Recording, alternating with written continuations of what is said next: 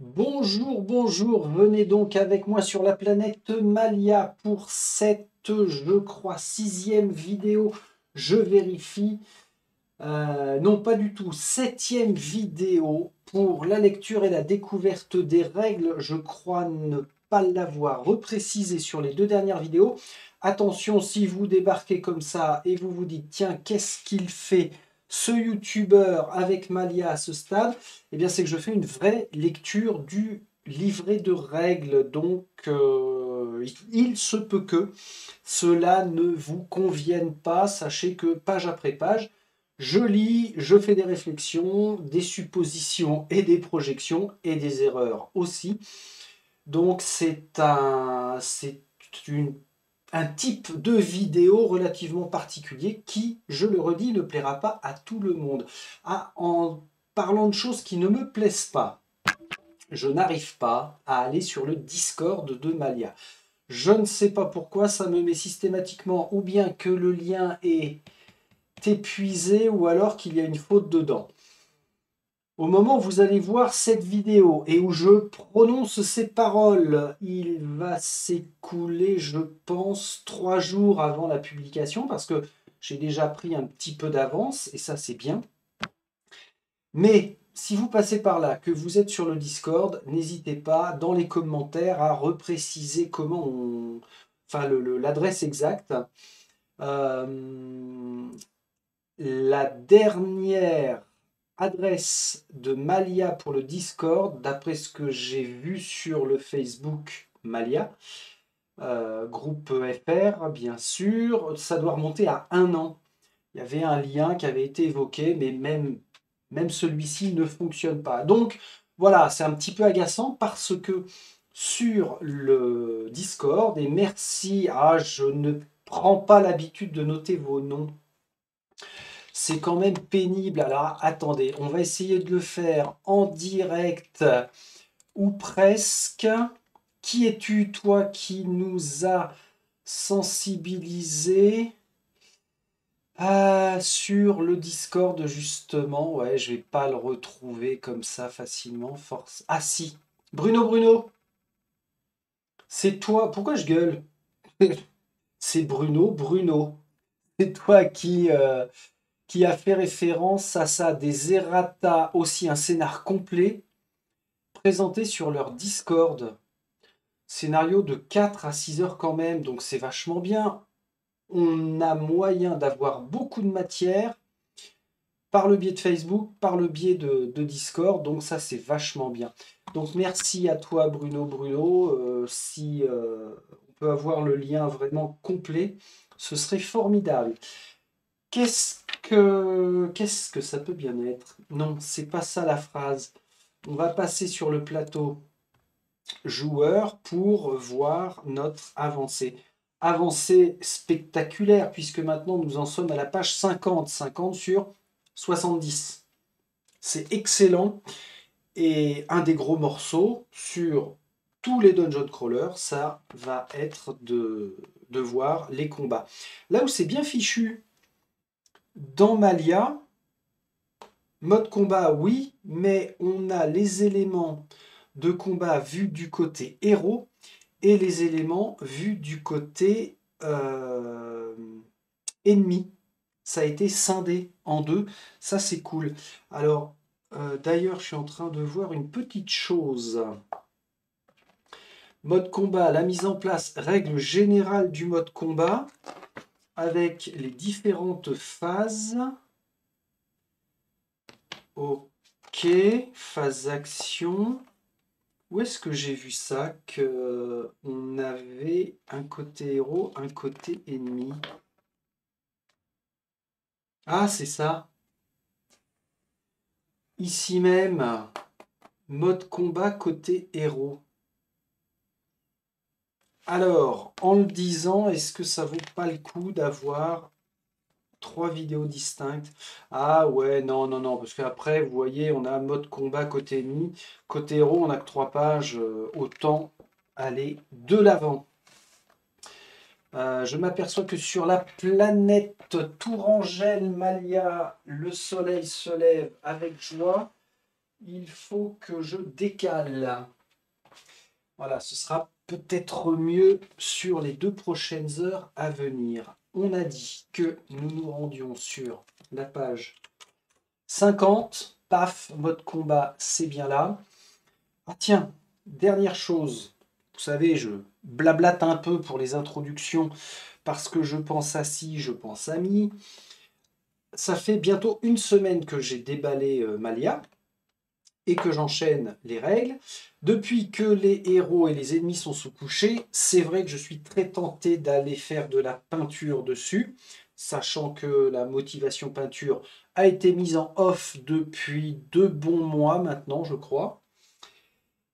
Et la chose qui s'est passée, et c'est merveilleux, c'est que oui, j'ai eu envie de peindre grâce aux figurines de Malia, sauf que grâce à mon fort caractère, j'ai dit non, tu ne peindras pas Malia, mais tu vas finir ISS Vanguard. Et c'est ce que j'ai fait depuis hier. J'ai peint 6 figurines de Vanguard, excellent. Ça veut dire que je vais bientôt finir ISS Vanguard en peinture. N'oublions pas que j'ai la campagne en cours aussi sur la chaîne. C'était une aparté, donc merci à vous, 10 héros de Malia. On y va? Mode combat, qu'est-ce que ça peut bien vouloir raconter? En phase exploration, quand vous n'êtes pas en infiltration, je me cale là, et qu'il y a au moins une figurine ennemie présente, vous êtes forcément en mode combat. En phase exploration, donc ce qu'ils appellent les phases exploration, hein, c'est ce qui va se passer sur le plateau de jeu. Donc, on est en exploration, nous ne sommes pas en infiltration. Dès qu'il y a au moins un ennemi, on est forcément en mode combat. On se rappellera de l'icône, ça c'est l'infiltration avec le chute et le combat. Alors l'icône combat, il représente quoi au juste? C'est un guerrier, quoi, hein, tout bêtement, un type casqué. Ok, mode, icône, combat. Mise en place. Ah zut. Il se peut que le plateau sur lequel vous allez jouer soit déjà prêt, après une sortie d'infiltration par exemple. Dans ce cas, ne modifiez rien si ce n'est pas stipulé. Oui, ça il l'avait dit dans le mode infiltration.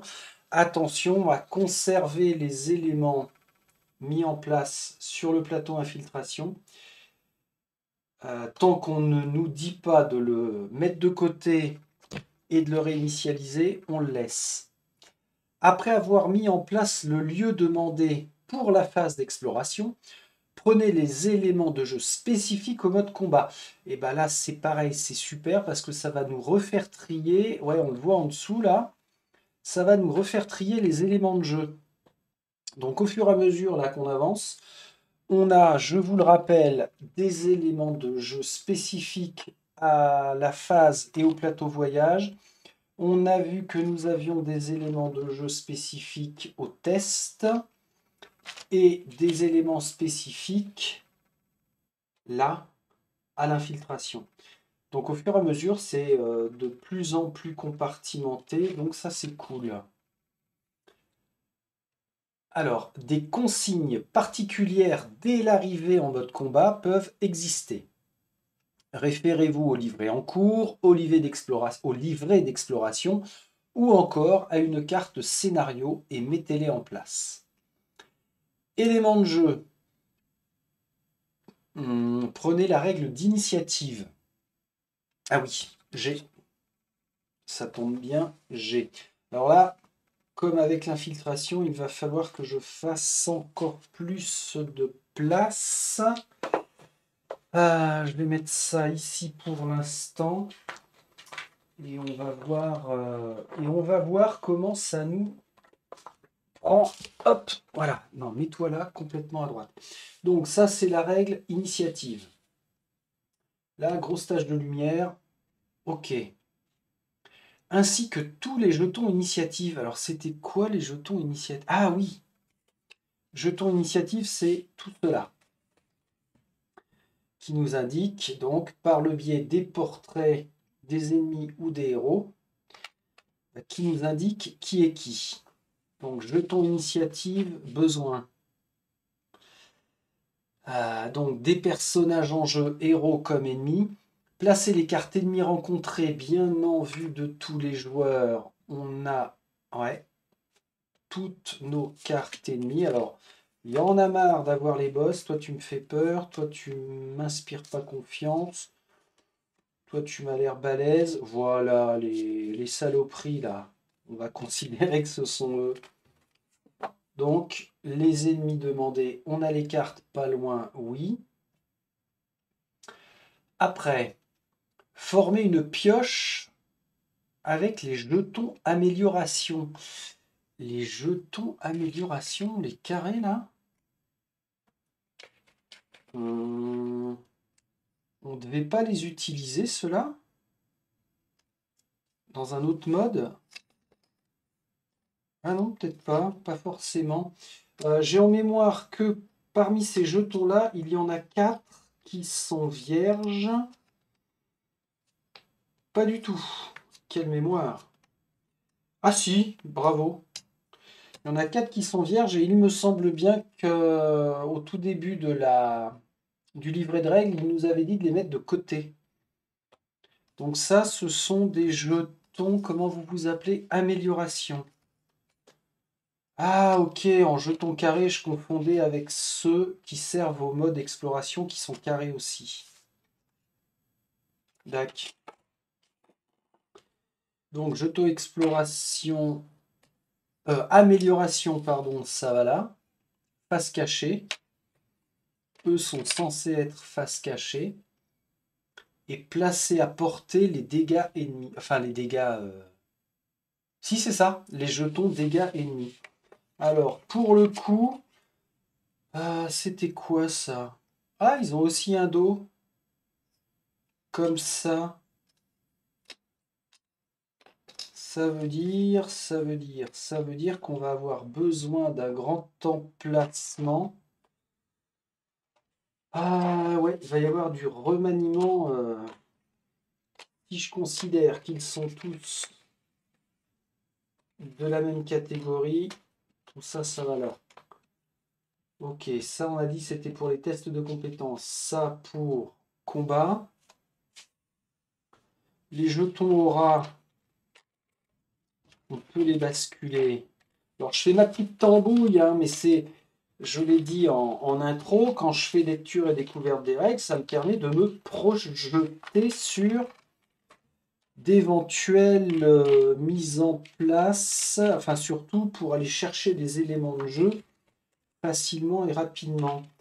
Donc les points de dégâts, on va les mettre là. Ça va aller avec. Les dés de combat d'ailleurs, on pourra les mettre dedans aussi. Alors les avoir à l'utilisation, c'est relativement petit, c'est pas toujours agréable à aller chercher. Qu'est-ce qu'on fait généralement, hein? On prend les petits dés 6 de 12 mm, je crois, les plus petits dés possibles, et ça permet de les manipuler beaucoup plus facilement. Donc, qu'est-ce qui nous manque? Bah, les dés. Ah bah, c'est rappelé ici. 4 jetons amélioration vide doivent être écartés. Ils sont liés à une carte sort spécifique. Ah ok. C'est pas que c'est des pions en trop, c'est spécifique. Bon, ça veut dire que si on les pioche, eh ben ma foi, on n'en tient pas compte et puis voilà. Ça peut être sympa de les mettre aussi dans un sac, dans une bourse assez large pour aller les chercher. Je pense notamment au sac de Troudvang qui était assez... chaque héros avait un sac justement de pioche. Bon, chacun fera comme il veut. Pour l'instant, on va mettre ça là. Et alors les dés en 4. Placer les différents dés à 6 faces à portée de tous les joueurs. Et alors là, pour le coup, ça veut dire que dans ma piste à dés, il ne nous reste que les dés relatifs au combat. 3 dés noirs, je les vois, oui. Les 3 dés jaunes, j'ai. Bah, c'est ça, les 3 dés bleus et les 3 dés rouges. Ah la vache, il y en a du matos pour combattre. Ok. Bon, bah ça se goupille bien. Après, eh ben après on rentre dans le dur, hein. Que sont les règles générales du mode combat? Personnage engagé. En mode combat, un personnage, héros ou ennemi est engagé si au moins un adversaire lui est adjacent. Ah, ça veut dire qu'on va avoir une notion de peut-être zone de contrôle. Alors à chaque fois, ils prennent le Yoctal en exemple. Un Yoctal. Je veux bien sûr un ennemi classique avec 2 épées. Tac. Voilà, à partir du moment où nous sommes adjacents, on est engagé. Un personnage sans adversaire lui étant adjacent est dit non engagé. Un personnage sans adversaire lui étant adjacent est dit non. Oui, oui, bah oui, d'accord. Alors parfois, trop de précisions font que on se dit mais pourquoi ils font une tournure de phrase comme ça? Mais on a l'exemple à côté, hein, ou bien on est engagé ou pas. Yes. Si 2 personnages sont engagés, ils n'ont pas besoin de ligne de vue. La ligne de vue ne s'applique pas s'ils sont à au moins une case d'écart. Pardon, la ligne de vue ne s'applique que s'ils sont à au moins une case d'écart. Alors là, il faut bien qu'on pense qu'on est dans les notions générales du mode combat. C'est-à-dire que tout ça, c'est à retenir de toute façon. Il n'y a pas à tortiller. Déplacement perdu. Lorsqu'un héros devient engagé, il perd son déplacement gratuit pour le tour en cours. Ah ouais, perdre son déplacement gratuit ne veut pas dire que le héros ne peut plus se déplacer, il peut toujours dépenser des points d'action pour effectuer des déplacements supplémentaires. Les ennemis sont aussi concernés par cette règle de perte de déplacement. Ça c'est bien parce que parfois on nous dit que les ennemis ne sont pas impactés par telle ou telle règle qui affecte les héros. Je ne trouve pas ça normal. Là c'est cool. Alors, sur le Yoctal, là, tu es là. Tac. Toi, tu passes là, peut-être. Le Yoctal, déplacement gratuit, c'est ça. Donc, dès qu'on est au corps à corps, engagé, on perd ça, mais on peut dépenser des points d'action pour nous déplacer. Est-ce que ça veut dire que je dépense 2 points d'action pour m'éloigner et que je récupère, puisque c'est mon tour, mon déplacement gratuit? Peut-être. Ou alors c'est baisé pour tout le tour. Je pense que ça va être baisé pour tout le tour. Sortie du plateau. S'il n'y a pas d'indication contraire par une carte scénario ou une consigne de livret, les héros pourront quitter les lieux du combat uniquement lorsque tous les ennemis auront été éliminés. Ça fait partie des règles que j'apprécie moyennement parce que ça nous oblige à rester en jeu, ça nous oblige à continuer de jouer. C'est pas toujours fun. Parfois, je sais pas, après 2 heures de combat, on a envie d'aller voir ailleurs. Et puis s'il reste 2, 3 ennemis mais qui sont loin, on se tire. Après, ça dépend de la phase de jeu dans laquelle on est. Si on vient de quitter une infiltration et que le but c'est d'éliminer tout le monde pour que l'alarme ne soit pas donnée, oui, c'est cohérent. Bon, on verra. Ça, encore une fois, on verra en jeu. Donc, sortie du plateau, normalement, interdit tant qu'il y a encore des ennemis avec nous. Un héros hors du plateau au début du combat. Alors, lorsque les héros passent en mode combat, si un ou plusieurs d'entre eux sont hors du plateau à ce moment, ils réintègrent le jeu. Ah ok, c'est automatique. Chacun se replace sur la dernière case occupée ou, si celle-ci n'est pas disponible, sur la case libre la plus proche. Ouais, si le mode combat est déclenché par une alerte, les héros qui reviennent de cette façon conservent leur initiative pour le premier tour. Donc, ne commence pas à 0. Oui, nous avons besoin d'un exemple. Alors en 1, en bas à gauche là, l'ancienne en A vient d'entrer dans la distance de vision d'un ennemi. L'alerte est déclenchée. Les héros passent du mode infiltration au mode combat. À ce moment-là, le Yoctal, en haut à gauche, en haut à droite, est hors du plateau. Donc là, on voit la bascule, mode infiltration, mode combat.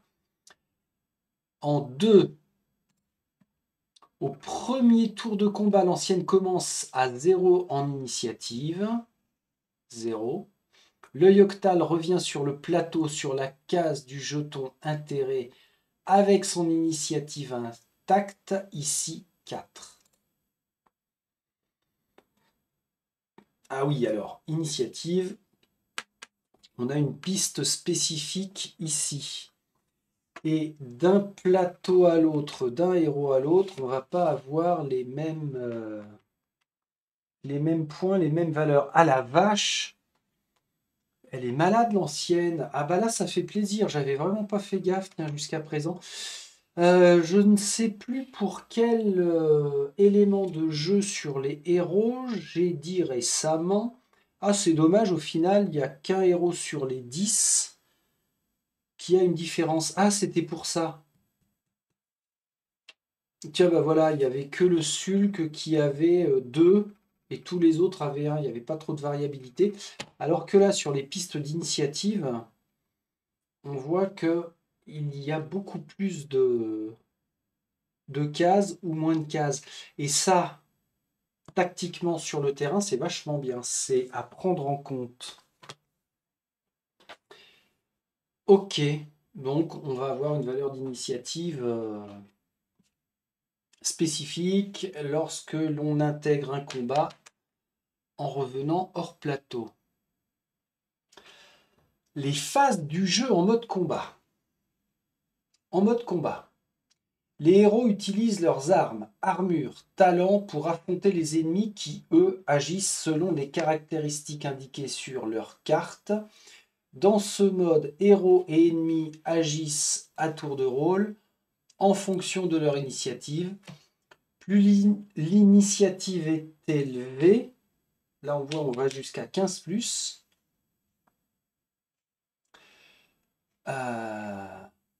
J'en suis où? Plus l'initiative est élevée, plus tôt le personnage agira. Leur puissance offensive et défensive est déterminée par des dés d'attaque, défense, qui sont mis en opposition lors des confrontations. D'accord, donc c'est quel dé bat l'autre dé en opposition. Les tours se succèdent en respectant toujours les 3 mêmes phases. Initiative, amélioration des ennemis, oula, oula, et phase d'action, amélioration des ennemis. Là, juste en le disant, ça me fait évoquer quoi? Que d'un tour à l'autre, les ennemis, peut-être grâce à ces fameux jetons là, vont se mettre à avoir des différences de compétences, de frappe, de défense. Ça, généralement, j'aime pas.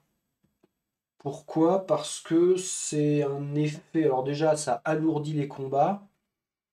Et c'est un effet aléatoire que j'aime pas. Mais alors attention, hein, si ça se trouve, je suis en train d'ouvrir ma gueule à tort. Hein, ce serait pas la première fois. Bon, bah on y va, phase d'initiative.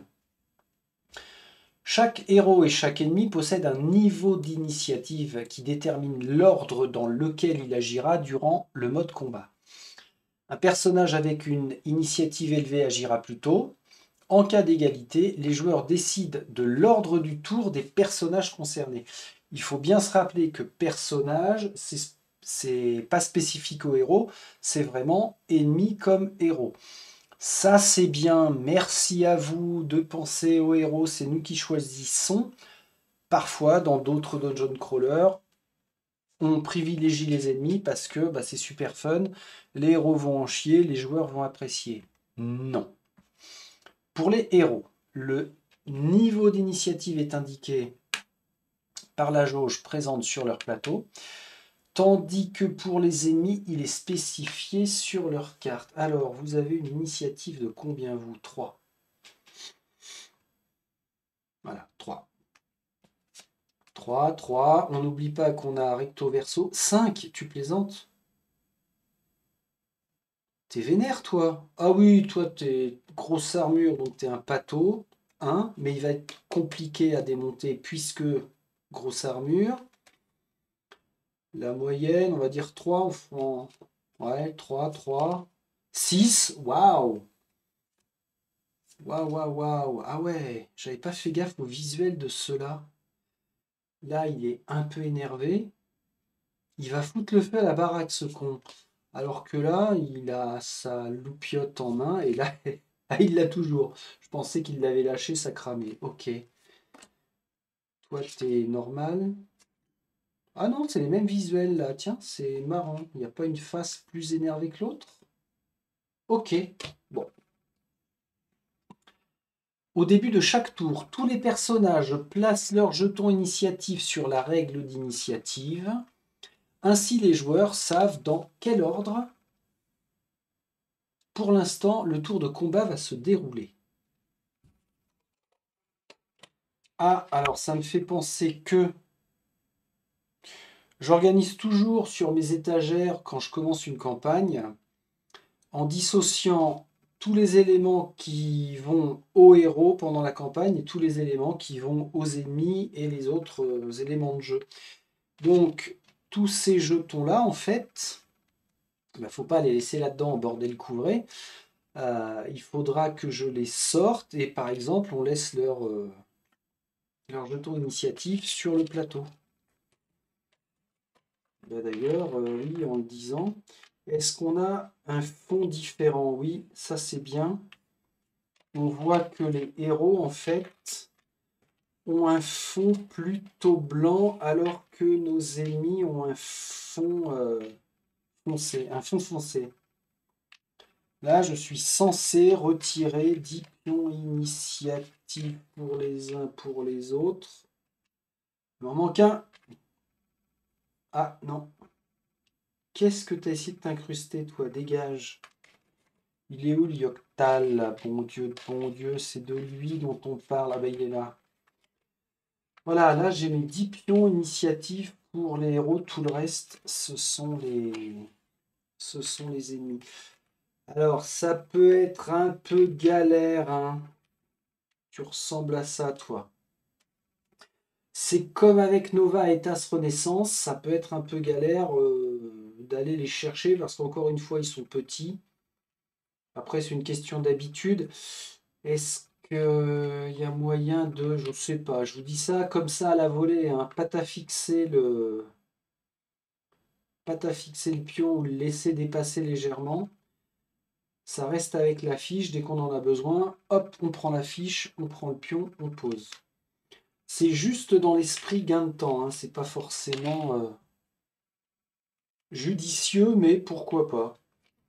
Après au risque d'abîmer les cartes, c'est pas cool. Sauf si vous voulez plastifier. Bon, ça dégage. Donc, pour la mise en place d'un combat, forcément, hein, on a un petit peu de manipulation à faire. On est comme ça. Toi, on a dit que tu avais 3 en initiative, par exemple. Ça fait un chouette plateau initiative, en fait. Le Yoctal, j'en sais rien. On va considérer que... non, la couleur des cubes, c'était bleu. Non, bleu, c'était par rapport aux actions. Ici, on doit être en blanc. Initiative 3, tac tac, on commence comme ça, youpi. Et vous, votre tour viendra un jour quand sur la chaîne, on vous manipulera. Tac.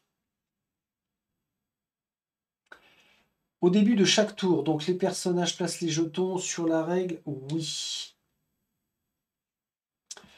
Dans cette situation, l'ancienne avec 10 d'initiative joue en premier. Elle est tout en haut, normal.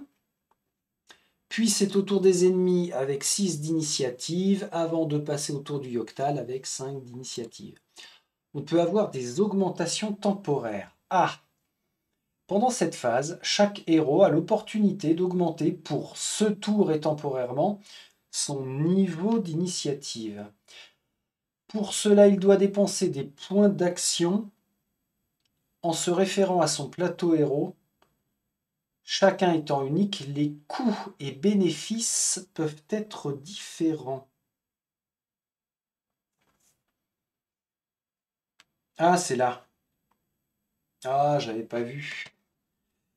Je n'avais pas vu, mais ils ont fait les choses bien. Parce que regardez, on a une flèche qui pointe vers le bas. Donc ça veut dire que ce schéma-là, ces icônes font référence à l'initiative. De même que ces icônes-là font référence aux actions. Donc le Yoctal, s'il dépense un point d'action, ça lui permet d'augmenter de 1 son initiative. Alors ce serait un ou son déplacement. Cube blanc. Ok. Ah ouais, alors il faudra penser aux compétences spéciales, hein, attention. Hein. Attention. Et donc là, nos valeurs sur nos plateaux sont censées être vachement différentes ou moyennement différentes. Même réflexion qu'avec ce bonus-là. Pour 1, ça fait plus 1. Pour 1, ça fait plus 1. Pour 1, ça fait plus 1. Ah, toi, tu n'as pas le droit de changer ton initiative. Ok, bah très bien. Elle est punie. Ah, là, pour 2, ça fait plus 1. Mais il n'a pas le droit de changer sa valeur de déplacement. Ah, je ne les ai pas dépunchés sur les autres plateaux. Ok. Ouais, les autres, 1 pour 1, 1 pour 1, 1 pour 1. Il n'y a pas trop d'asymétrie là-dedans. Hein. Mais bon, peu importe. Donc, amélioration temporaire. Ok. Le héros dépense 1 point d'action et augmente son initiative de 1. Il déplace son jeton initiative sur l'échelon supérieur. Il est à égalité avec l'ennemi. Il pourra donc commencer à jouer parce que s'il y a égalité, il choisit.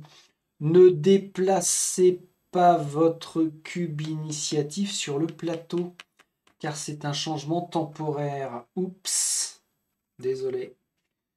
Donc de 3, je passe à 4. Et là, j'agis de toute façon avant. Note, au début de la prochaine phase d'initiative, le héros reviendra à son niveau normal 3. Donc celui indiqué sur son plateau. Oh la vache! Initiative annulée ou modifiée en début de tour. Il est possible que l'initiative des héros soit entravée avant ou pendant leur tour. Plusieurs cas de figure se présentent. Si les héros ont déclenché l'alerte et sont donc sortis du mode infiltration, ils sont à 0 d'initiative. Ah oui, ok. On s'est fait baiser. On est vu. Alors qu'un héros qui rentre en jeu, lui, rentre à sa valeur d'initiative. C'est ce qu'on a vu tout à l'heure. Deuxième cas de figure, les héros peuvent subir des effets qui annulent leur initiative.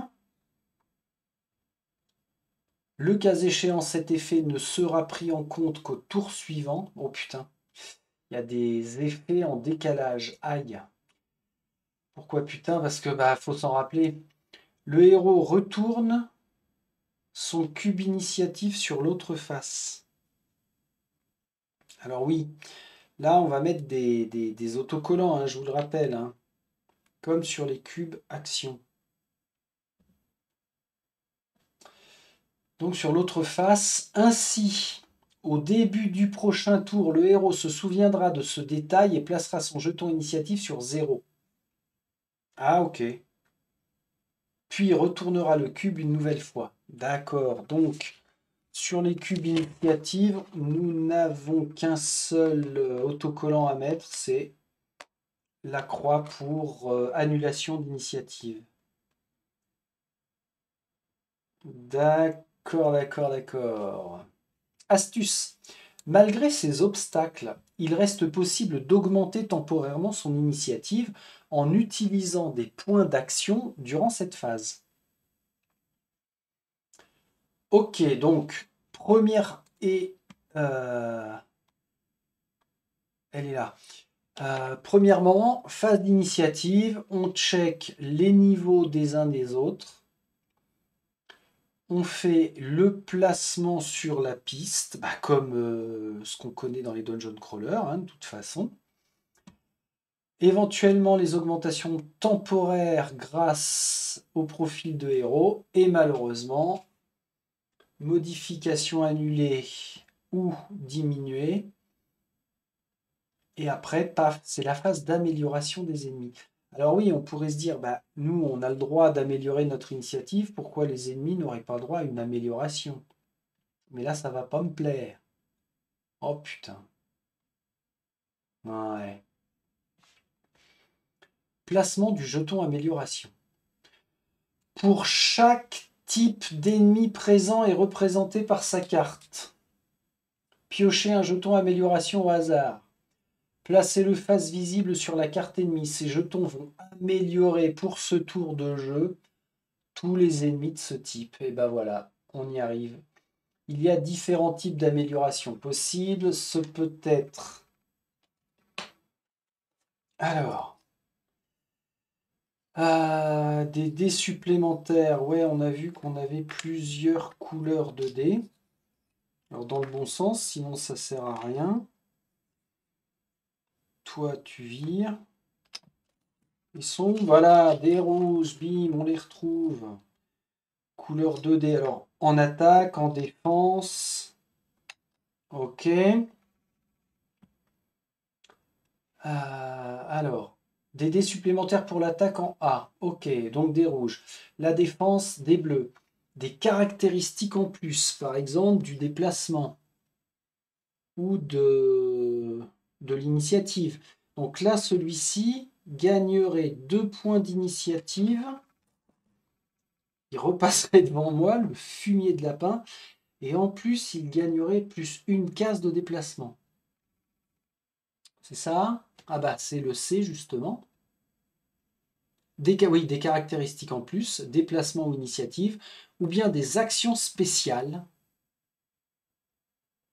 Alors ça, c'est une action spéciale. Mais une action... Ah ouais, ok. Action spéciale, c'est le lien est fait ici. Par contre, c'est quoi ça? Plus un ennemi? Non. Bon, tout ça, c'est détaillé, encore une fois, tout à la fin du livret de règles. Si certains ennemis peuvent avoir plusieurs jetons amélioration pour un tour, alors c'est pas si, certains ennemis peuvent avoir plusieurs jetons amélioration. Si tel est le cas, cela sera spécifié sur leur carte ennemie.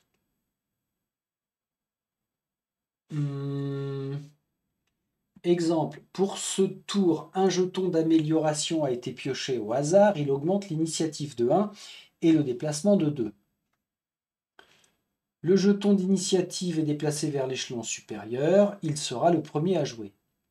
Répétez cette action pour chaque carte ennemie en tenant compte du changement éventuel. Une fois que tous les ennemis ont reçu leur jeton, passez à la phase suivante. Ok. Et la phase suivante, ce sera la phase action.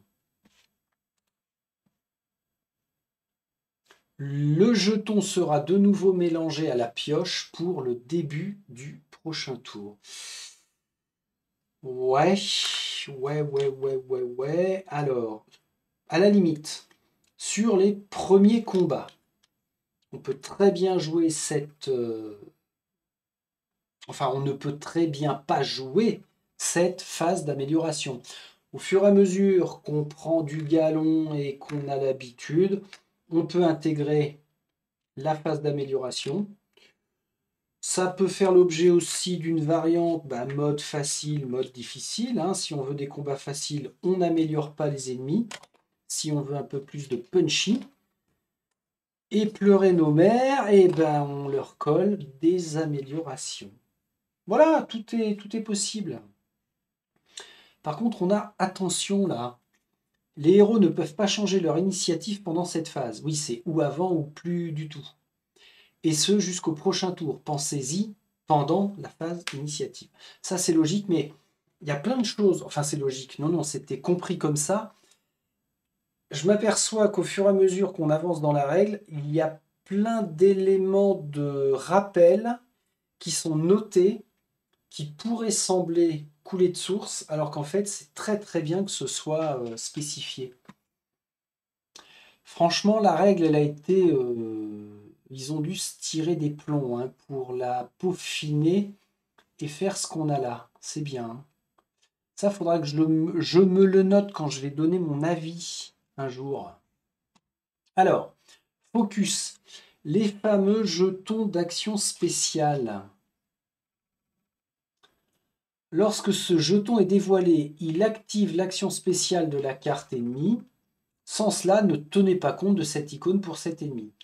Cette action peut modifier la configuration pendant cette phase, comme ajouter un jeton d'amélioration qui sera à prendre en compte.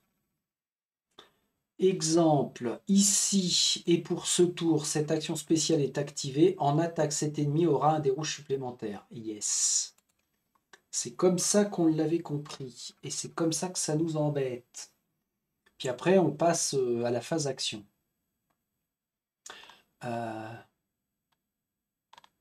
Ouais, non, c'est bon. Alors, la phase action. Dans l'ordre décroissant, crac. Chaque personnage effectue toutes ses actions avant que l'on passe au suivant. En cas d'égalité, ce sont toujours les joueurs qui décident.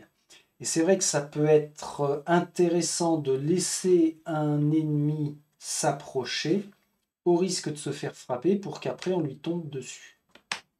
Tu veux venir jouer avec nous, toi? Viens jouer avec nous. Ok. Chaque héros peut effectuer plusieurs types d'actions dans l'ordre. Se déplacer, attaquer à distance ou au corps à corps, utiliser un sort ou faire une interaction. Ah oui, faire une interaction sur le plateau, ça peut être sympa ça. Et là tout de suite, machinalement, on s'aperçoit que non, pendant les phases de combat, on ne va pas avoir beaucoup d'actions à disposition. Pour certains, c'est plaisant parce qu'au moins, les tours s'enchaînent vite et ça ne devient pas un casse-tête tactique. Alors que d'autres, et là je pense à Maladoum, pour d'autres, c'est super pendant un tour de combat d'avoir plein de choses à faire. Je le redis, mais il me semble bien que dans Maladoum, c'est l'un des jeux où on a la possibilité tactique qui est à ce point décortiquée et qui nous offre beaucoup d'actions possibles. Moi, tant que le jeu me plaît, je m'adapte aux deux.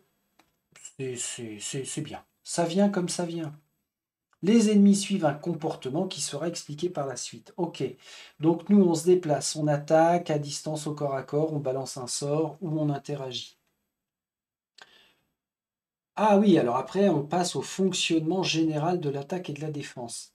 Donc le détail des actions, effectivement, ça va être quand on va s'intéresser au héros. Alors, les dés, les différentes faces et les effets. Durant cette phase, les personnages lancent les dés à 6 faces pour représenter l'attaque-défense. Attaque rouge, défense bleue. Les dés d'attaque sont lancés avant la défense. Bon, pour une question de rapidité, on peut très bien lancer tout ensemble et puis après on les dissocie, en s'inquiétant d'abord de l'attaque, visiblement. Tous les dés possèdent des faces spéciales. Une face spéciale en défense, une face spéciale en attaque. Ça, c'est le dé d'esquive. On retrouve sa face spéciale. Oh, le dé de puissance, la vache. Ça pète sa race, ça. Dé de puissance bien jaune, là. Ok. Qui peuvent être activées si les conditions le permettent. Sinon, elles sont sans effet et considérées comme vides. Tous les dés ont aussi des faces vides sans effet. Le nombre de dés d'une même couleur lancés par un héros n'est jamais supérieur à 3. Les ennemis vont avoir une activation de face spéciale, je suppose. Oui, ici. Ah la vache, l'enfoiré celui-là. Ah, c'est mortel ça. S'il obtient en attaque la face spéciale rouge, ça nous enlève un dé de défense bleu. Ah oui, donc c'est là où ça devient important de lancer d'abord les dés rouges d'attaque. Ah, le fumier. Ah ouais, alors là, dans ce cas de figure, il nous enlève un dé de défense, d'accord, mais l'autre face ne nous fait pas de dégâts. Bien fait pour ta gueule. Il y a un truc qui me manque, moi, tiens, et j'ai déjà fait la réflexion. On n'a pas le nom des ennemis, là. J'avais fait la réflexion sur les cartes objets. Il y a certains objets qui sont pas parlants, bah, notamment ça, c'est quoi? On ne sait pas. Ça, c'est quoi? On n'en sait rien. Le nom manque. Et bah, sur les ennemis, c'est pareil. Ou alors c'est volontaire parce que c'est le scénario qui va nous dire qu'un coup, ça s'appelle des ennemis à cape verte et un autre coup, on rencontre des manipulateurs de l'âme. Ce qui serait étonnant quand même. Ça manque de nom. Qui es-tu? Bon, ok. Ok, ok. Et alors nous, nos faces spéciales, en fait, ça va être lié à quoi? Ah, nos armes. Est-ce qu'on a une face spéciale ici? Oui, on la retrouve là. Alors je le sais, tout ça, ça va être expliqué après, mais vous savez que je veux savoir avant, enfin je cogite à l'avance. Ça fait partie de la manipulation du matériel, et pour apprendre, moi j'ai besoin de toucher, de visualiser, de temporiser. Alors ça, c'est sa compétence spéciale, non? Je sais plus. Non, non, c'est pas une compétence spéciale. Rien à voir. Bon, on y reviendra. Bah, les armes, elles vont rester pas loin alors. Alors, les dés d'attaque rouge et de puissance jaune vont servir lorsqu'un personnage lance une attaque sur un autre. Ils présentent des faces dégâts, des faces vides et des faces spéciales. Donc en attaque, on peut faire un dégât, deux dégâts. On a deux faces, un dégât. Deux faces, deux dégâts. Ok. Ah, deux faces spéciales en attaque, la vache. C'est bon ça. Et le dé de puissance. Ah, il y a aussi des dégâts. D'accord, c'est une sorte de dé bonus, visiblement. Exemple. Sur cette carte arme, la face spéciale d'un dé jaune donne un dégât supplémentaire.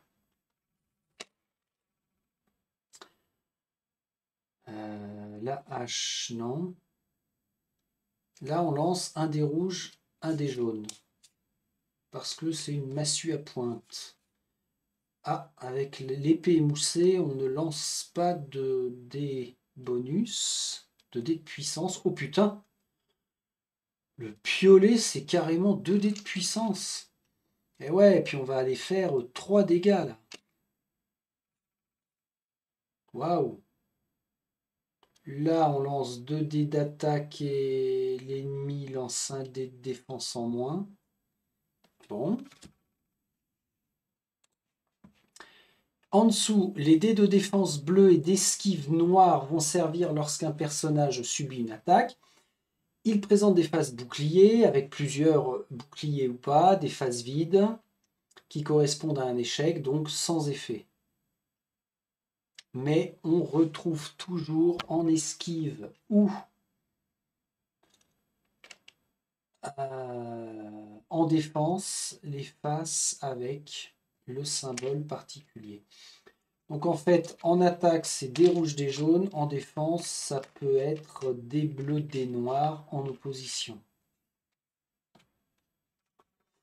En opposition, oui, il y a pas mal de jeux qui l'utilisent, ça c'est bien. Ça fonctionnait vachement bien dans Assaut sur l'Empire notamment. Par exemple, sur cette carte, la face spéciale d'un dé bleu donne 2 boucliers supplémentaires. Poum. Ah oui, et alors sur une arme ou à deux mains, sont dissociés, ça il nous l'avait dit, d'un côté l'attaque, d'un côté la défense et l'esquive. Avec là le coût à payer pour activer tel ou tel. Ok. Les dés noirs possèdent une face d'esquive croix. Ça, ah la vache, ça annule l'intégralité de l'attaque et de ses effets contre ce défenseur. Alors pour moi, machinalement, ça c'est un échec, alors que là c'est l'inverse. C'est un super bonus en esquive quand on tombe là-dessus. Ah oui, ok, tu m'étonnes. Sinon, il se passe rien. Avec les 3 faces vierges, on mange. Au résultat des dés en attaque ou en défense, s'ajoutent les effets de certains éléments. L'équipement, les talents, les jetons aura et des situations de jeu. Le surnombre, oh putain, il y a une notion de surnombre. Ah ouais. Les cartes ennemies peuvent également avoir des effets supplémentaires en dommages, en défense, à ajouter au cours du combat. Ok. Donc, on a la notion d'être engagé ou pas. On va avoir la notion de surnombre.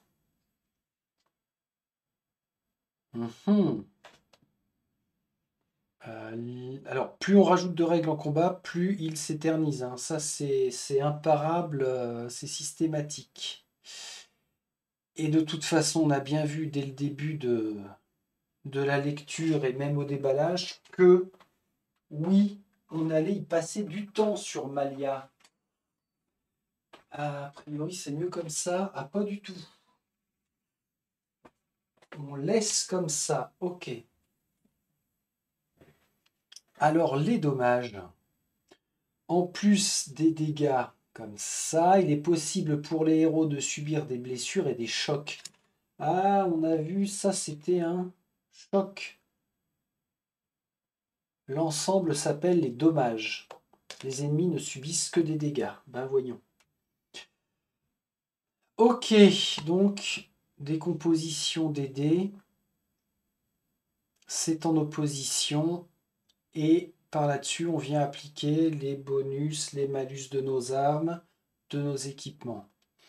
Déroulement d'une séquence d'attaque. L'attaquant sélectionne son attaque et prend les dés correspondants. Le défenseur sélectionne sa défense. Les dés d'attaque sont lancés. On applique tous les effets, annulant le lancer d'un ou plusieurs dés de défense. Puis on lance éventuellement les dés de défense qui n'ont pas été annulés. Et puis on compare les résultats. Chaque bouclier annule un dommage au choix.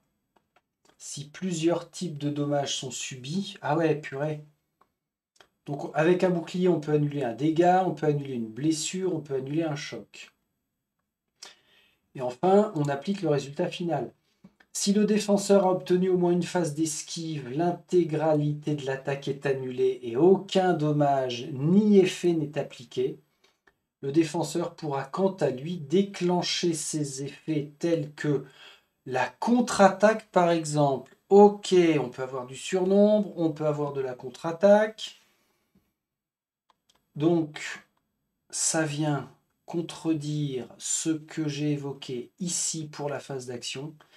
Ça n'est pas parce qu'on n'a pas beaucoup de choix dans le type d'action eh ben que il va pas se passer plein de trucs sur le plateau. Bien. Alors par contre, si le défenseur n'a pas réussi à esquiver complètement, l'option 1, s'il y a strictement plus de boucliers que de dommages annulés, ben, l'intégralité de l'attaque est annulée. Le défenseur ne subit aucun autre effet. Le défenseur peut déclencher ses éventuels effets. Option 2. Si tous les dommages et tous les boucliers sont annulés. Ah bah oui. Seuls les effets restants de l'attaque, tels que repoussée ou perte d'initiative, ainsi que ceux de la défense, comme la contre-attaque, sont appliqués. Troisième cas, s'il reste au moins un dommage non contré par un bouclier, le défenseur subit les dommages non défendus, perdant ainsi des points de vie équivalents. Les autres effets d'attaque et de défense s'appliquent également. Alors, en parlant de points de vie, 5, 8, 4. Ouais, les plus faibles, ce sont eux. Là, on a 6, 4, 5, 6, 8. Et là, on ne parle que des humanoïdes. Ah ouais, on a intérêt de taper sec, hein. Là, machinalement, moi, ça m'amène à dire qu'un tour de combat en 1 contre 1, même avec un ennemi le plus faible, c'est au moins 2 tours, en espérant aller chercher un maximum de touches.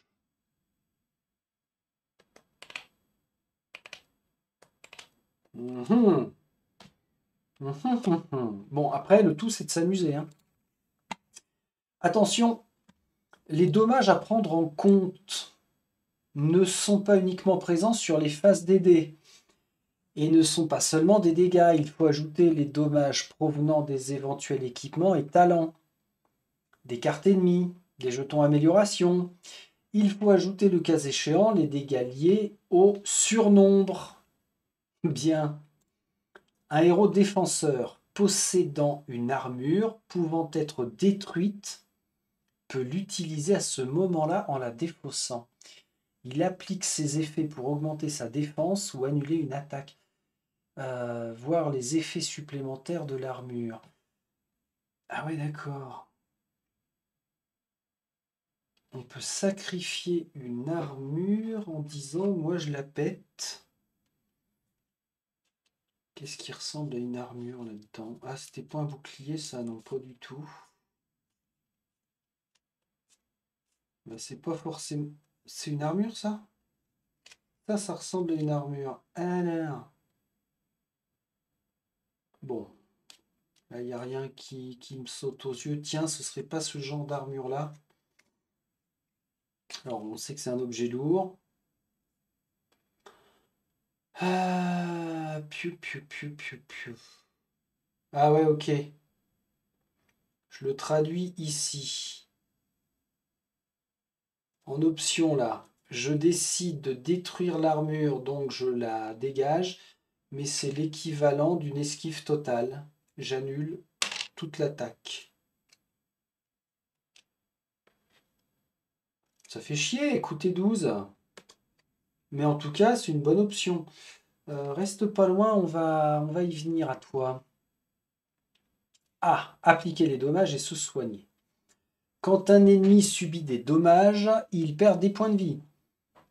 Alors, les ennemis ont un nombre de points de vie défini sur leur carte. Quand elle perd son dernier point de vie, retirez-la. Elle est considérée comme vaincue. Donc là, il a 8 points, ok. Si la figurine n'a pas été vaincue, placez les jetons dégâts à côté d'elle pour indiquer la quantité de dégâts. 3 et un 4. Le problème, je veux bien, mais les cases ne sont pas forcément trop grandes. Alors, ce qu'on fait généralement, c'est ça, hein. Là, en plus, on a la chance d'avoir des socles plats transparents. On peut les mettre là.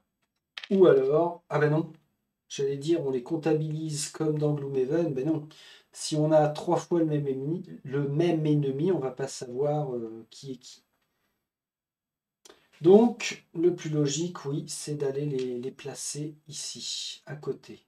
Ça, c'est majorité, c'est ce qu'on fait, hein.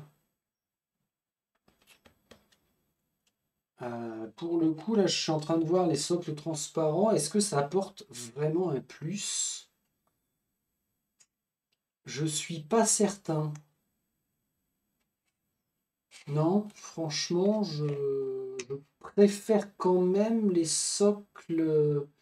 C'est bizarre parce que j'avais essayé, enfin c'est pas j'avais essayé, j'avais remplacé des socles normaux sur certains héros de Voyage en Terre du Milieu et sur les tuiles du plateau de jeu, ça rendait bien. Alors là, c'est peut-être qu'en dessous, c'est pas propice. C'est bizarre, l'effet est différent. Hop, hop, hop. Il est temps. Tac. On va pas se plaindre, hein. Il y a du soleil, mais enfin quand même. Alors, si la figurine a été vaincue, elle dégage. Ok, pour les héros, par contre, nos points de vie. Tiens, ils sont où nos points de vie? Ah oui, c'est vrai. C'est vrai, c'est vrai. C'est symbolisé par plusieurs emplacements côté sac à dos. C'est ici que ça se passe. Les héros disposent d'un certain nombre de points de vie de base donnés par leur carte peuple. En montant de niveau, il est possible d'en acquérir d'autres, ça c'est bien. De plus, certains équipements en fournissent, comme des artefacts. Là, on a la zone de choc.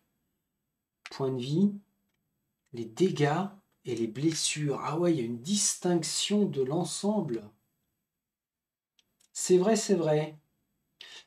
Les points de vie sont représentés par des cristaux. Ah, bah, c'est là où ils vont, les cristaux, qui se placent dans la zone de points de vie. Moi, j'ai tout ça. Moi, je suis balèze. Ok, lorsqu'un héros subit un dommage qui peut être un dégât, une blessure ou un choc, on déplace un cristal de la zone point de vie dans la zone correspondante. Ça, j'aime bien, par contre, ce principe-là. Le fait de ne pas être impacté seulement par un nombre de points de vie, ça fait partie d'une certaine richesse aussi. Et là, non, je ne me plains pas que ça rajoute une règle supplémentaire à devoir gérer. J'ai de l'affinité avec ça. Ok, par contre, là, on voit qu'il y a il y a des choses. Alors, ok. Le soin, je veux du soin. Pour regagner des points de vie, replacer les cristaux dans la zone de points de vie. Les héros ont plusieurs options.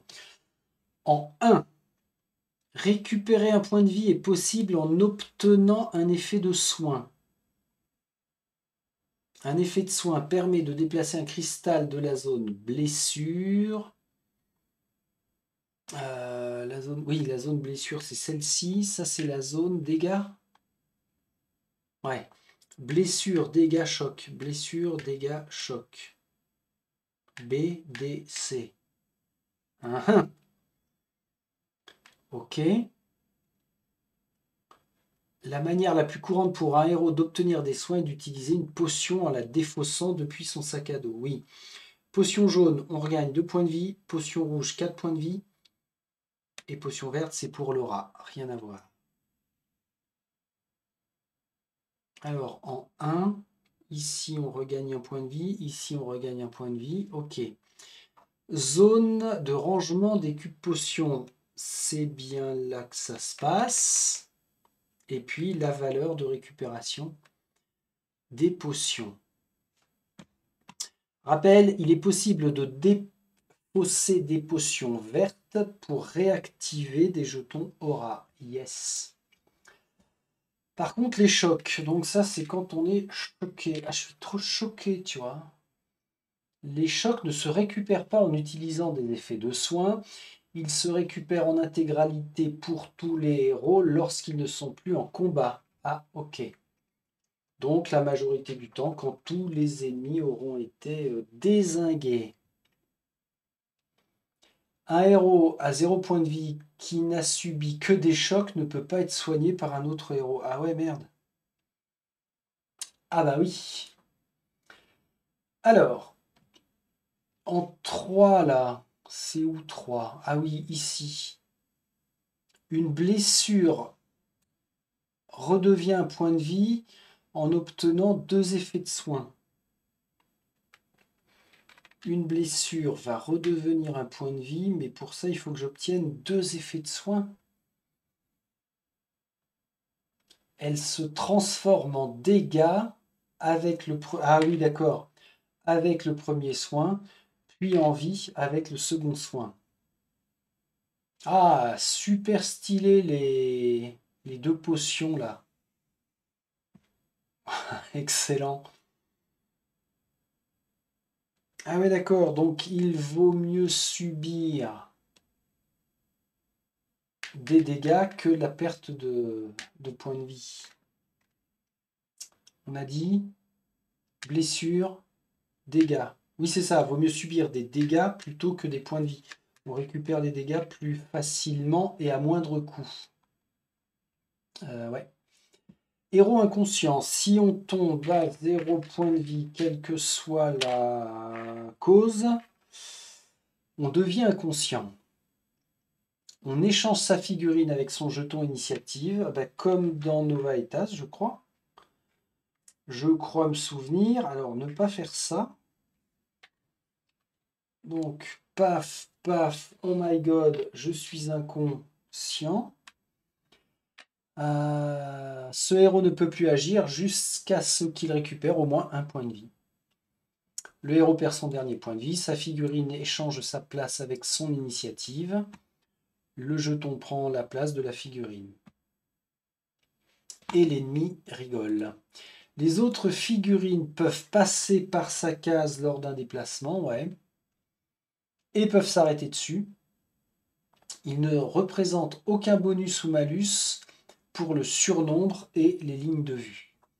Un héros à 0 point de vie est toujours en jeu et compte toujours dans le groupe pour l'arrivée de nouveaux ennemis ou pour un test de compétence. Dans ce dernier cas, il n'obtiendra ni bonus ni malus liés au résultat du test. Est-ce que, et ça je ne me rappelle plus quand on a vu la phase infiltration, est-ce qu'on peut déplacer le corps d'un pote? Ah ben non, on déplace un corps seulement quand on est en infiltration. Si on est en combat, on n'est plus par défaut en infiltration. Donc touche face à petit con. Ok. Soigner un héros inconscient. Alors il ne peut pas se soigner lui-même. Il est uniquement possible pour un autre héros adjacent ou sur sa case d'utiliser gratuitement pendant son tour une ou plusieurs potions, les siennes ou une potion du héros à terre, ouais, et bien d'en appliquer les effets sur ce dernier. Pour ce faire, le héros peut effectuer un échange avec le héros inconscient afin de récupérer les potions. Ah ouais, ok. Un échange de matériel donc. C'est au héros encore conscient de dépenser le point d'action nécessaire à l'échange. Ainsi, il peut prendre les potions dans le sac à dos du joueur inconscient pour lui administrer. Astuce. L'échange peut concerner autre chose que des potions. Si le héros inconscient possède un objet qui peut être utile, l'autre héros peut le prendre. Ah mais vas-y, profites-en aussi. Si aucun héros n'a de potions, ou qu'il ne préfère pas les utiliser sur le héros inconscient, celui-ci ne reviendra pas en jeu avant la fin du combat. Donc, on a intérêt quand même de se blinder en potions. Hein. Ça va être un élément à prendre en compte super sympa. Qu'est-ce qu'on fait de la thune? On achète des potions ou autre chose? Ouais, mais les potions, c'est super utile. Ouais, la règle me plaît bien, c'est sympa comme tout. Revenir en jeu, bah oui, lorsqu'on est soigné, on n'échange pas directement sa figurine et son jeton initiative. On revient en jeu au prochain moment où on est prévu de jouer. D'accord. En fonction donc de notre initiative. Il se place sur la même case ou la case la plus proche si celle-ci est occupée. Ah oui, oui, oui, d'accord. Donc la figurine, elle serait ici. Je suis censé pouvoir jouer en 3. On descend du plus haut au plus bas. Dès que c'est à moi de jouer, paf! Tadam! I come back. Hop. Exemple, le héros a été soigné par son allié et peut revenir en jeu à son prochain moment de jeu. Le tour se termine et un nouveau commence. Le héros n'est toujours pas en jeu. L'ennemi a une plus haute initiative, il joue avant lui, fait ses actions. Le héros inconscient n'a aucune incidence sur les actions de l'ennemi. Ensuite, l'ordre d'initiative atteint le tour du héros. Celui-ci réintègre la partie, il échange alors sa figurine avec son jeton initiative et commence son tour. Si le tour du héros souhaitant revenir est passé, il attendra le prochain tour de combat. Ouais, logique. Si au contraire son niveau d'initiative est inférieur au niveau de jeu en cours, il reviendra alors à ce tour. Parfaitement logique, excellent. Le héros qui revient en combat après avoir été inconscient regagne tous ses points d'action. Ah ça c'est bien.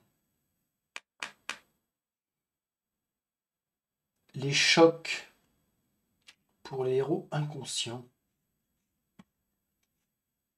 Lorsqu'un héros inconscient est soigné et revient en jeu, tous ces points de choc se transforment en points de vie.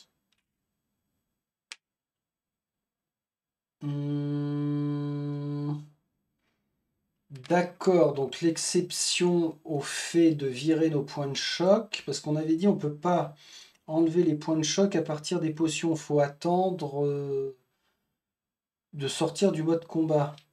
Sauf si on tombe inconscient et qu'on est ranimé, hop, là on vire les points de choc. Ok, il faut y penser à ça. Hein. Alors là, on était par rapport aux généralités de tout ce qui était blessures et soins. Ok. Appliquer des dommages, se soigner. Super clair. Ça, c'est vraiment bien, c'est super clair. Alors, c'est touffu.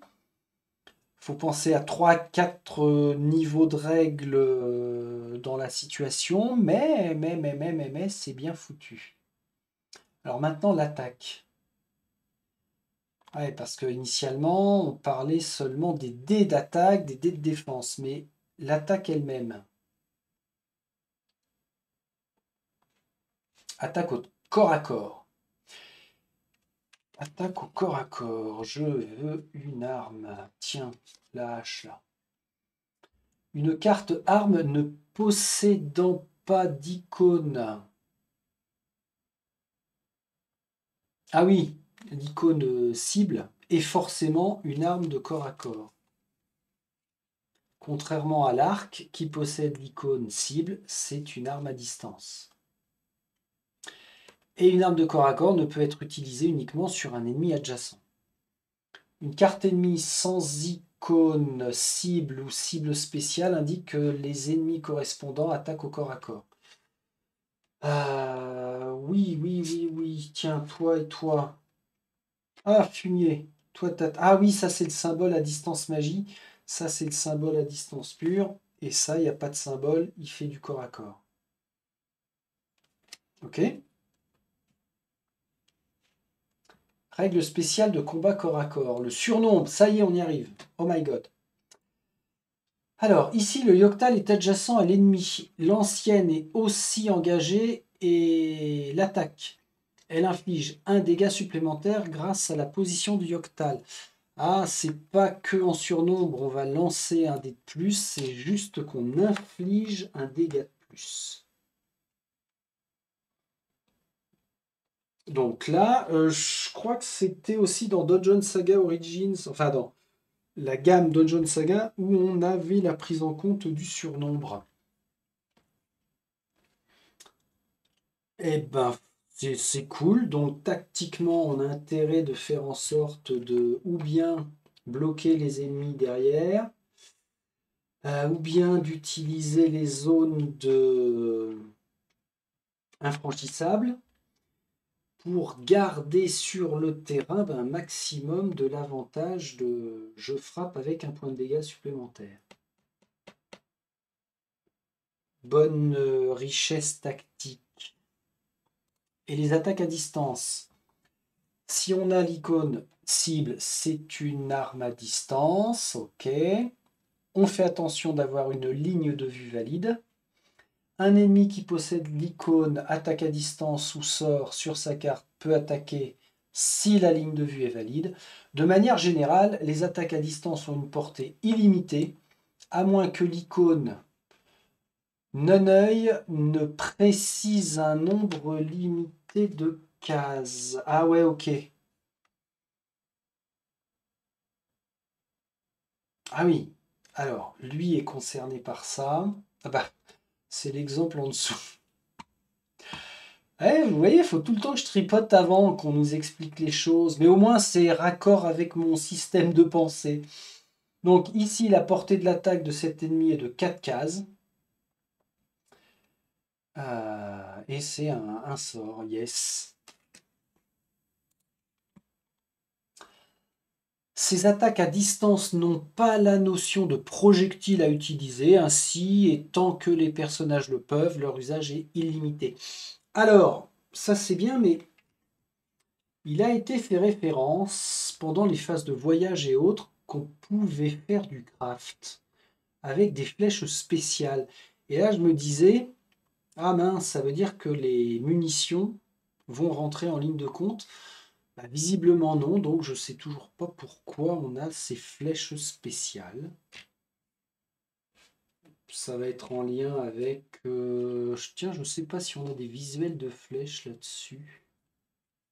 Ah, il y a pas mal d'armures. Qu'est-ce que c'est que ça? Oui, c'est vrai, c'est la trousse à outils. Bon, là-dedans, on n'a pas de flèche spéciale. Ceci dit, ça fait peut-être partie des objets rares. Nine, nine, nine, nine, nine. Bon. Bon. On verra quand on y viendra. Ok. Alors, la ligne de vue. Un adversaire adjacent à l'attaquant offre toujours une ligne de vue valide. À plus d'une case de distance, la ligne de vue doit être vérifiée.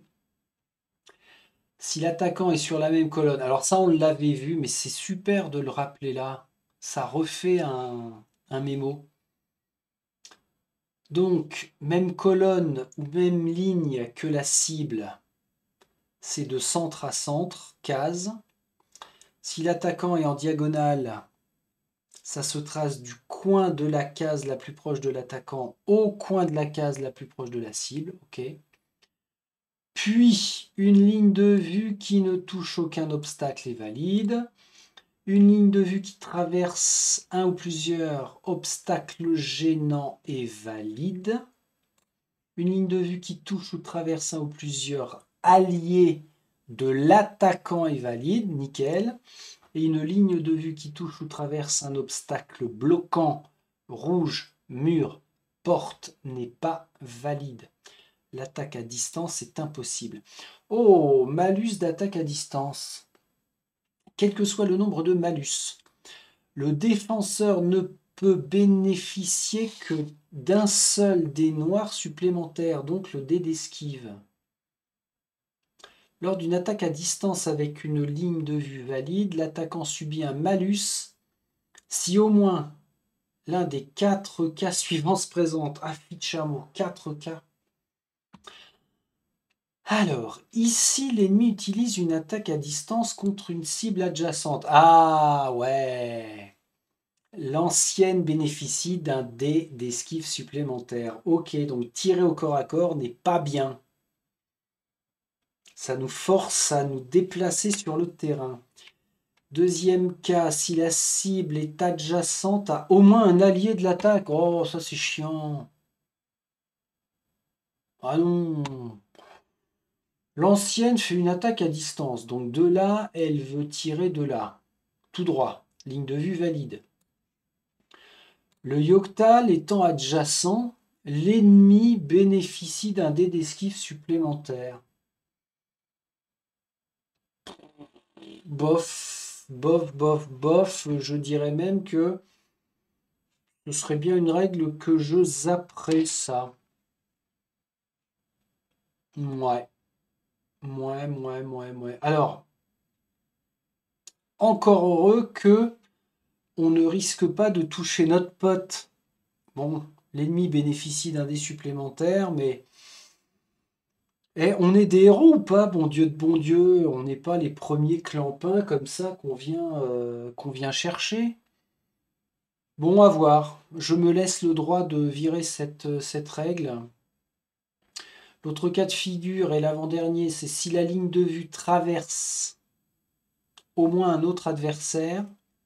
Alors oui, c'est vrai que la ligne de vue reste valide, mais là, celui que l'on vise derrière bénéficie d'un dé supplémentaire.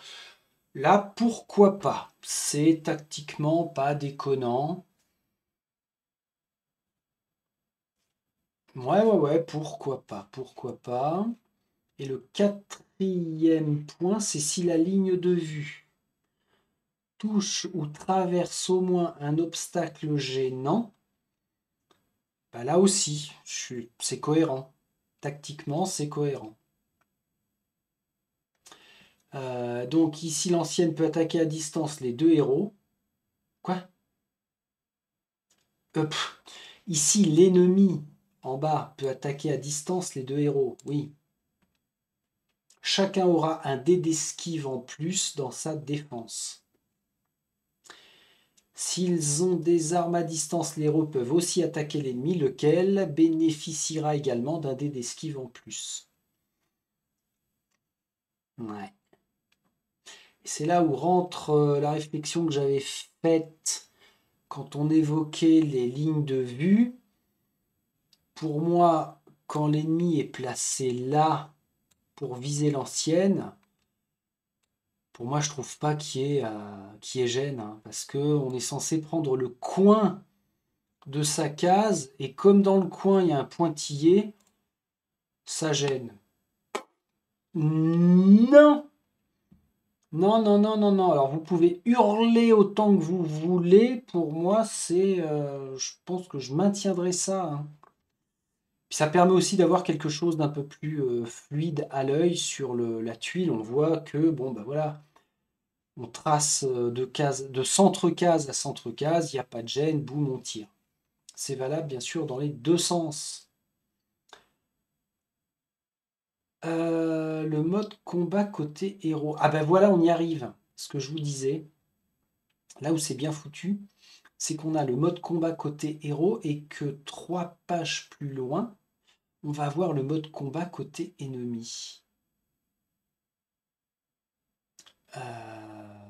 J'étais où? T'étais où? Voilà, t'étais là.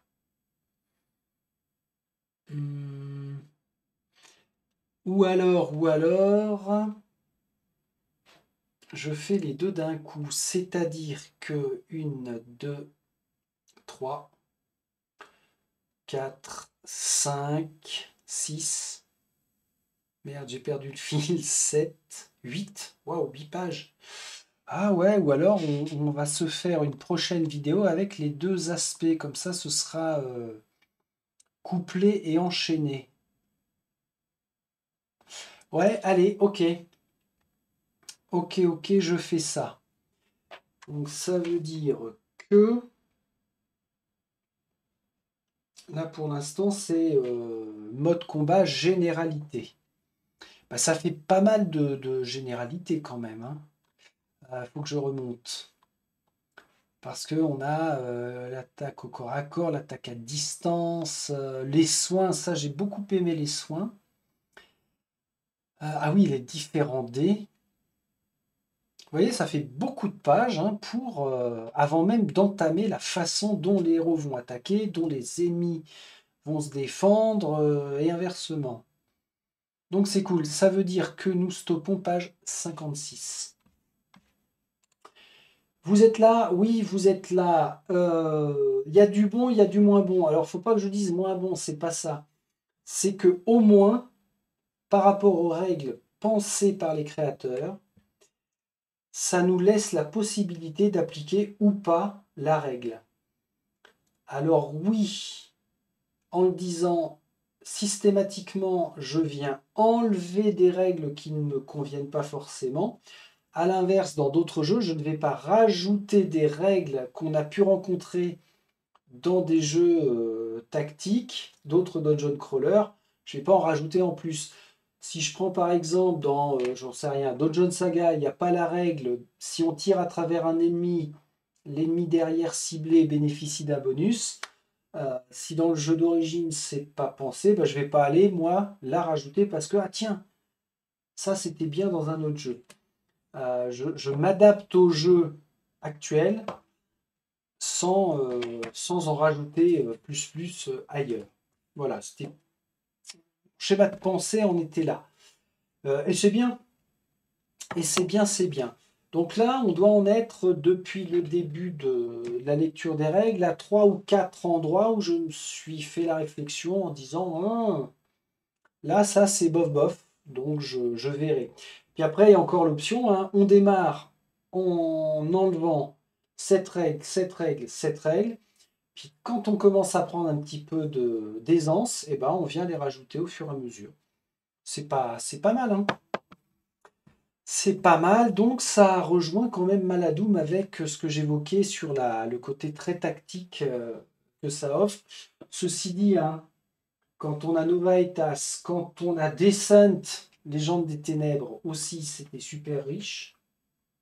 Maladoum, je l'ai cité.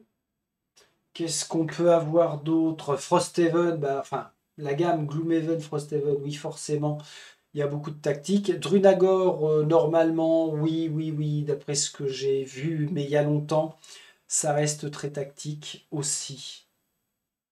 Et Dungeon Saga, il y a matière. Mais à chaque fois, dans tous ces jeux-là, avec des degrés différents, c'est ça ce qui me plaît aussi, c'est que, nouveau jeu, on joue différemment. Bien. Eh bien, bien, si on dit bien, ça veut dire que je vous laisse là. J'avais peur, hein. Pas peur. Oh my god. J'avais une crainte, c'est de tomber sur des explications très touffues et un peu indigestes, hein, comme ça peut être parfois le cas avec ça. Mais en fait, je suis resté focus tout le temps et très impliqué. Donc c'est encore bon signe vis-à-vis de Malia. Allez, on, on dit à la prochaine. Portez-vous bien. Tout ça, peuple de Malia. Et puis si ça vous plaît, bah, vous le dites. Et à très vite. Salut, salut.